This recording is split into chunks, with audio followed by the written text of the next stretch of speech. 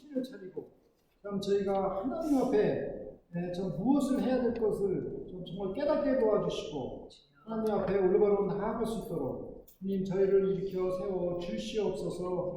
이 시간 저희가 주님의 말씀을 듣기를 원합니다. 주님께서 함께하여 주시고, 주여 저희를 또 주의 생명의 말씀으로 가르쳐 주시옵소서. 감사드리며 예수님의 이름으로 기도드립니다. 아멘.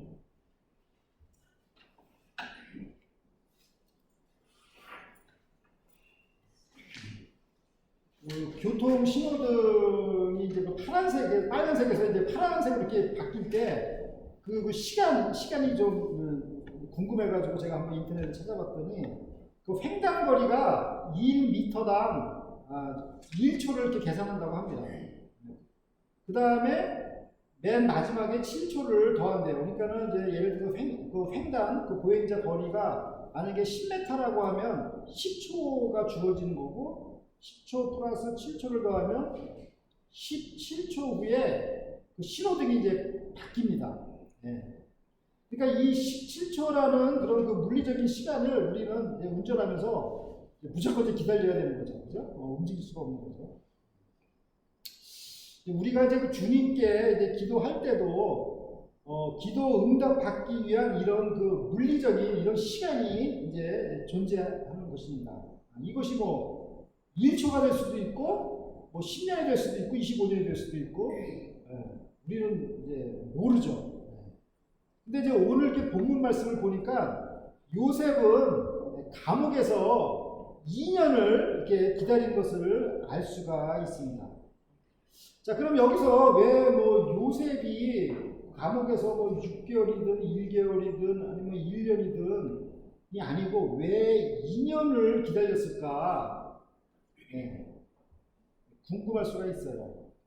그런데 왜 2년일까? 우리 시편 105편 19절을 한번 보겠습니다.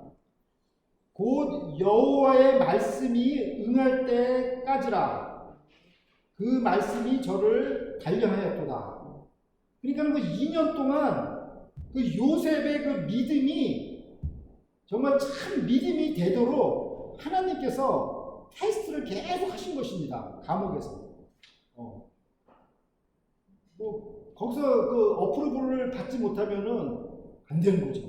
그러니까 그 믿음을 하나님께서 계속 테스트를 했는데 2년 되니까는 하나님께서 이제 너 믿음은 됐다 이렇게 승인을 해주신 거예요.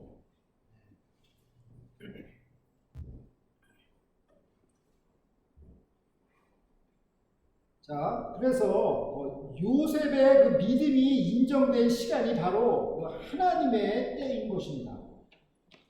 자, 창세기 41장 1절을 보십시오. 만 2년 후에 바로가 꿈을 꾼즉 자기가 하숫가에 섰는데, 그래서 그 히브리 성경에 보면 그 시내라는 그 감탄사가 이게 나와 있습니다. 근데 우리 이제 영어 성경이나 뭐 이제 이런 한국 성경에는 이제 이게 다 빠져 있어요. 근데 이게 1절, 2절, 3절, 5절, 6절, 7절에 모두 시내라는 그 감탄사가 6번이 이렇게 나옵니다. 근데 이것이 영어로는 behold라는 단어입니다. behold가 앞에 나와 있는 거예요. 그러니까는 1절에 보면 when two full years 전에 behold when two full years had passed 이런 식으로 이렇게 원어에 이렇게 기록되어 있는 겁니다.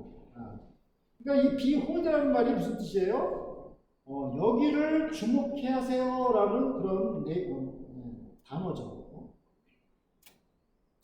그러니까 지금 이 문장을 우리가 어떻게 읽을 수가 있냐면 여기 주목해 보세요. 2년 후에 바로가 꿈을 꿨어요. 이렇게 우리가 이제 이해가 되는 것입니다.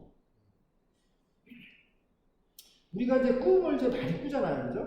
많이 꾸요. 거의 뭐 매일 꾸는 분도 계시고 그렇잖아요. 저는 뭐 몇 번이나 꾸는데 비홀도 이렇게 한 걸 보면 이 꿈이 굉장히 이게 특별한 꿈이라는 것입니다.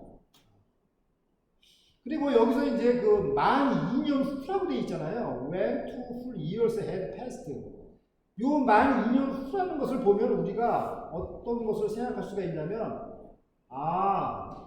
이게 무엇을 기준으로 해서 만 2년 후가 되는 건가? 우리는 그걸 생각해야 되죠.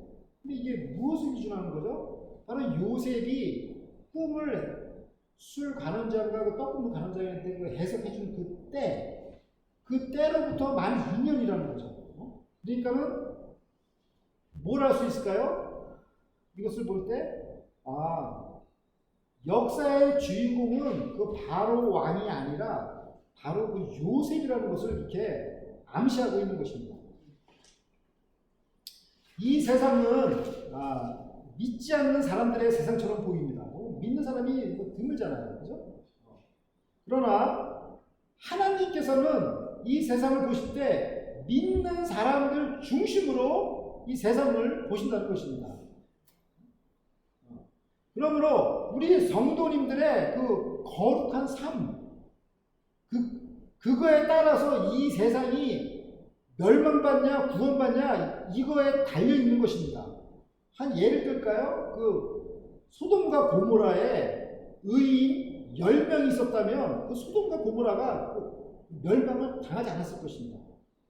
그러니까 진짜 멸망 당했는데 그 하나님을 믿는 그 10명, 의인 10명만 있으면은 하나님께서 멸망하지 않겠다는 거예요. 그러니까 이거는 뭐예요?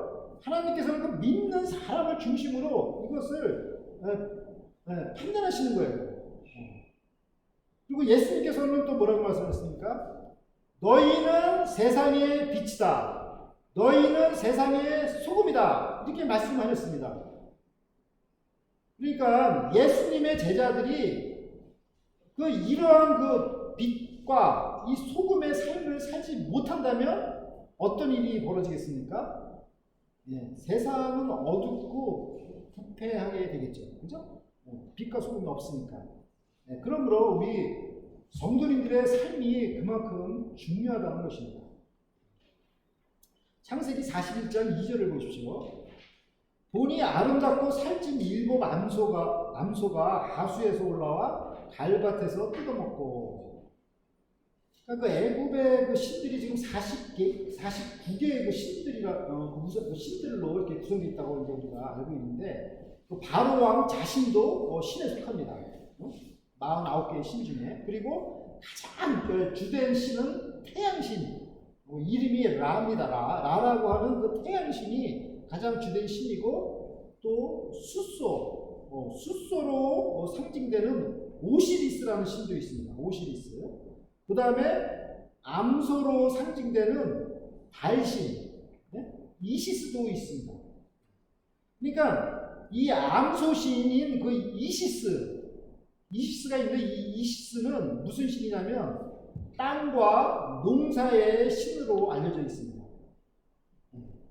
그러니까 여기서 아름답고 살찐 7 암소 하면은 이게 뭘 상징하겠어요?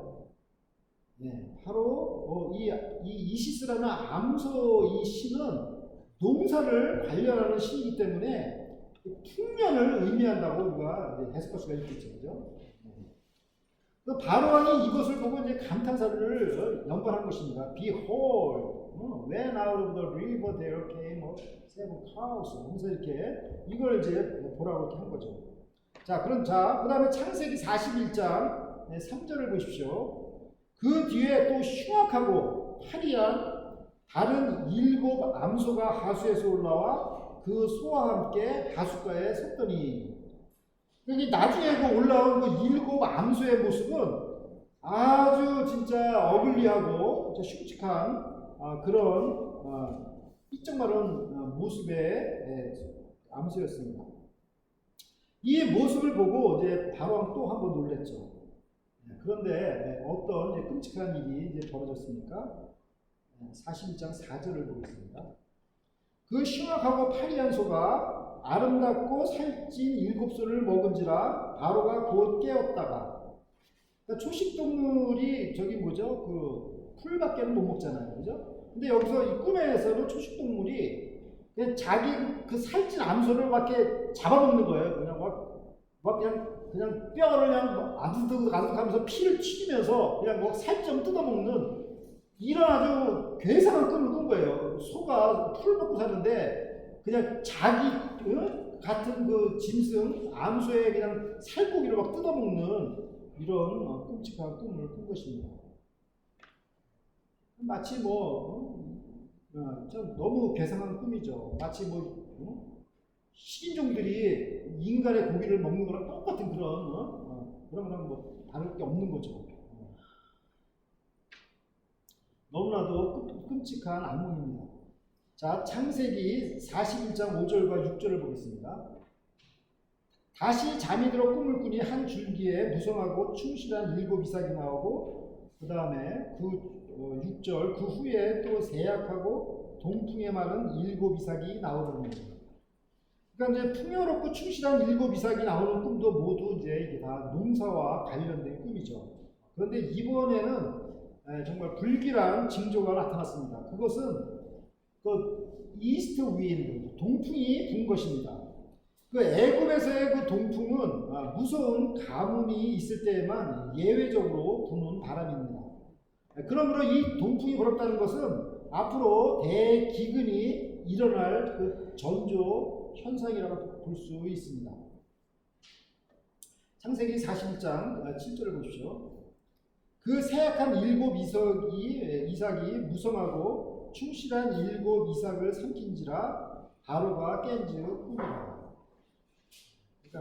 그러니까 아까도 제가 말씀드렸다시피 이 바로가 그 꿈들은 마치 그 암소가 암소를 잡아먹고 또 그 벼딸이 그 벼이삭을 잡아먹고 그러니까 같은 그 동종끼리 잡아먹는 거죠. 그걸 우리가 카니발리즘이라고 하는데 사람이 사람을 잡아먹고 개구가 개구를 잡아먹고 이런 거예요. 그러니까 굉장히 이제 흉측한 거죠. 마치 식인종과 같은 그런 꿈이었습니다. 인간을 잡아먹는 식인종과 같은 그런 꿈을 꾼 것입니다. 이 평화로운 세상에 흉측한 괴물이 나타나 평화를 위협하는 꿈이었습니다. 이 꿈을 꾸고 바로의 마음이 평화로울 리가 없었습니다. 자, 오늘날도 평화로운 가정과 교회를 파괴하려는 자가 누구입니까? 바로 원수 마귀입니다. 원수 마귀는 여러 가지 모양으로 삼킬 자를 찾고 있습니다. 어떻게 하든 하나님께서 세우신 그 가정을 파괴하려고 공격하고 있습니다. 베드로전서 5장 8절 말씀입니다. 근신하라 깨어라 너희 대적 마귀가 우는 사자같이 두루다니며 삼킬 자를 찾나니. 우리가 영적인 잠에서 깨어나지 않는다면 우리는 마귀의 밥이 될 것입니다. 그러므로 이것은 하나님께서 우리에게 주시는 경고의 말씀이라 볼 수 있습니다. 창세기 41장 8절을 보십시오. 아침에 그 마음이 번민하여 보내어 애굽의 술객과 박사를 모두 불러 그들에게 그 꿈을 고하였으나 그것을 바로에게 해석하는 자가 없었다. 그러니까 바로는 그 왕궁의 그 술객과 그 박사들을 이렇게 불러가지고 그 수많은 책들을 다 뒤졌을 거 아닙니까? 그죠? 도대체 이 꿈을 해석하기 위해서. 그러나 답을 찾지를 못했습니다. 왜 이들은 답을 찾지 못했을까요? 마태복음 13장 11절 말씀입니다. 대답하여 가라사대 천국의 비밀을 아는 것이 너희에게는 허락되었으나 저희에게는 아니 되었느니라. 그러니까 그 하나님 나라의 그 비밀을 하나님을 믿는 사람한테는 허락이 된 거예요. 주어진 거예요. 알 수가 있어요. 그렇지만 하나님을 믿지 않는 사람들한테는 그게 허락이 주어지지 않은 겁니다. 그러니까 알 것 같으면서도 알 수가 없는 거죠. 마음이 완악한 백성들의 귀와 눈은 감겨있기 때문에 이게 삼척동자도 다 알 수 있는 것들을 깨닫지를 못하는 겁니다. 하나님의 비밀은 하나님만이 해석해 주실 수 있습니다. 창세기 40장 8절 말씀입니다. 그들이 그에게 이르되 우리가 꿈을 꾸었으나 이를 해석할 자가 없도다. 요셉이 그들에게 이르되 해석은 하나님께 있지 아니하니까 청컨대 내게 구하소서. 요셉이 여기서 이렇게 복음을 전하는 겁니다. 감옥에서. 이 꿈, 이 진리의 이 말씀은 하나님만이 가르쳐 줄 수 있다. 라고 이렇게 전도를 한 것입니다. 이 세상의 진리는 오직 하나님만이 가르쳐 주십니다. 네. 우리가 이것을 확신해야 돼요. 아멘. 자, 그래서 우리가 오늘 말씀을 가지고 또 세 가지 키워드로 한번 정리를 해보겠습니다. S로 시작하는 서버린, 죽거리라는 뜻이고, stop sleeping, 경고, sanity, 마음입니다. 첫 번째 서버린, 주권. 하나님께서 요셉의 감옥 생활이 2년이 지난 후에 바로에게 꿈을 꾸게 하셨습니다. 이 2년간의 그 기간은 하나님께서 요셉을 하나님의 말씀으로 단련시킨 기간입니다. 이것은 이 세상의 주권자는 그 바로 왕이 아니라 바로 하나님이시라는 것입니다. 다만 하나님께서는 그 바로 왕을 사용하시는 것 뿐입니다. 하나님께서는 지금도 온 세상을 친히 다스리고 계십니다. 아멘. 두 번째 stop sleeping, 경고. 바로 왕이 2번이나 잠에서 깨어났습니다. 2번 다 악몽이었습니다. 그 꿈은 해계에 망측한 카니발적인 꿈이었습니다. 아름다운 것들이 흉측한 것에게 잡혀먹히는 악몽이었습니다. 흉악한 마귀는 지금도 먹잇감을 찾고 있습니다. 이 꿈은 하나님께서 우리에게 주시는 워닝 노티스입니다. 우리는 영적인 잠에서 깨어나야 합니다. 세 번째, sanity, 마음입니다. 바로는 해괴한 꿈을 꾸고는 마음속에 번민이 가득하였습니다. 우리의 마음은 마치 성과 같습니다. 성벽. 잠언서 4장 23절에 무릇 지킬 만한 것보다 더욱 내 마음을 지키라. 생명의 근원이 이에서 남이니라 하셨습니다. 마음을 지키지 못하면 성을 빼앗기는 것과 같습니다. 그러니까 성을 빼앗기면 어떻게 됩니까? 보금자리를 다 잃게 되고 생명이 안전을 보장받지 못합니다. 누가복음 17장 28절을 보면 또 여기 있다 저기 있다고도 못하니 하나님의 나라는 너희 안에 있느니라. 그러므로 하나님의 나라는 우리 마음속에 있기 때문에 그 마음이 뚫려버리면 안 됩니다. 마음을 잘 지켜야 되는 것입니다. 마음이 무너져 버리면 지옥이 따로 없습니다. 그러므로 우리는 어떤 어려운 상황 속에서도 우리의 마음을 굳게 지켜야 합니다. 사랑하는 라크로스 세수만교회 성도 여러분, 요셉의 감옥에서 2년 동안은 하나님께서 요셉을 하나님의 말씀으로 단련시킨 기간입니다. 하나님께서는 요셉을 단련하신 후에 사용하십니다. 그리고 화려한 그 왕궁에서조차 풀지 못한 문제를 어두침침한 좁은 감옥 안에서 단련받은 요셉은 그 문제를 풀어나갈 것입니다. 그러므로 어떤 열악한 환경이나 조건이 문제가 아니라 어떤 처한 형편 속에서도 하나님의 말씀으로 훈련받고 있는 것이 중요한 것입니다. 아름다움을 파괴하고 평화를 위협하는 이 흉측한 세상에서 우리가 해야 할 일은 영적으로 깨어 있어야 하는 것입니다. 하나님의 말씀으로 훈련받은 요셉과 같이 세상의 빛과 소금으로 이 어두운 세상을 밝히시는 우리 성도 여러분들이 되시기를 간절히 기도드립니다. 아멘. 함께 기도드리겠습니다. 하나님 아버지, 화려한 왕궁에 살면서도 진리를 모르면 번민할 수밖에 없습니다. 그러나 한 칸짜리 어두운 감옥에서도 하나님께서 함께 하시면 진리의 빛 가운데 살 수 있습니다. 요셉이 2년 동안 하나님의 말씀으로 단련받은 것처럼 저희도 영적인 잠에서 깨어나 하나님의 말씀으로 단련받고 준비하는 사람이 되게 하여 주시옵소서. 감사드리며 예수님의 이름으로 기도드립니다. 아멘. Please stand if able and let's sing hymn number